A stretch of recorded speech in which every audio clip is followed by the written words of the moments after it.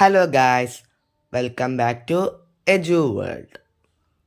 അക്ഷരമുറ്റം talent first 2025 ജില്ലാതലത്തിന് തയ്യാറെടുക്കുന്ന വിദ്യാർത്ഥികൾക്ക് അക്ഷരമുറ്റം പതിപ്പിലെ ചില ചോദ്യങ്ങൾ പരിചയപ്പെടാം. സംസ്ഥാന ആരോഗ്യവകുപ്പ് ഏത് രോഗത്തെ നേരത്തെ കണ്ടെത്തി പ്രതിരോധിക്കാനായി നടത്തുന്ന യജ്ഞമാണ് ആരോഗ്യം ആനന്ദം? അർബുദം.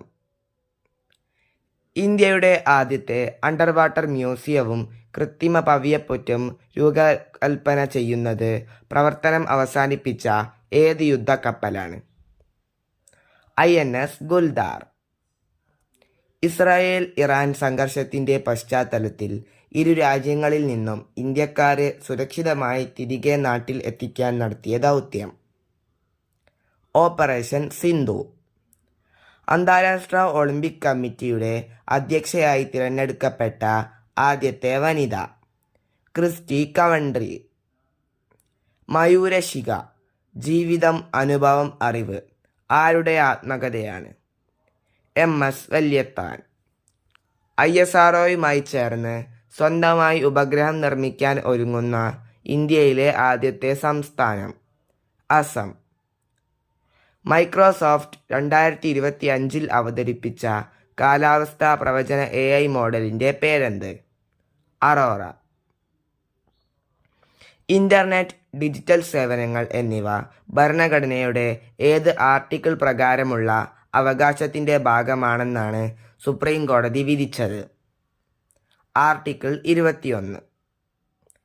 2025 ഫിഡെ വനിതാ ചെസ് ലോകകപ്പിൽ കിരീടം നേടിയത് ദിവ്യ ദേശ്മുഖ്.